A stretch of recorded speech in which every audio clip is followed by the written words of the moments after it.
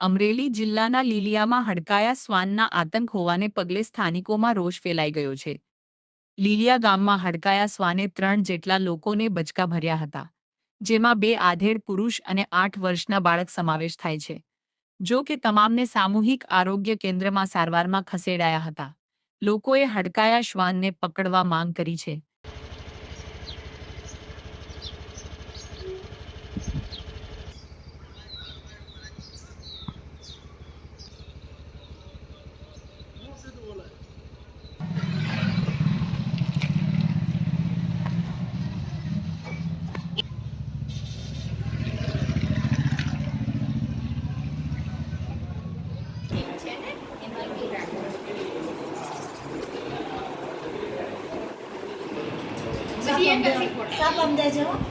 મોહમ્મદભાઈ બગડા છે।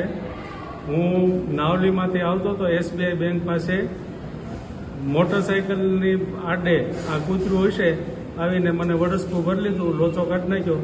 મારી પછી એક આદિવાસી બેન નાવલીમાં હતા, એને પણ આ કૂતરું કરડ્યું। એની પહેલાં પણ એક છોકરાને આ કૂતરાએ બટકું ભર્યું છે, કૂતરું અટકાયું હોય અને આના ઉપર તાત્કાલિક આની વ્યવસ્થા કરવામાં આવે પંચાયત દ્વારા અથવા તો કોઈ પણ જવાબદાર તંત્ર દ્વારા, એવી મારી માંગણી છે।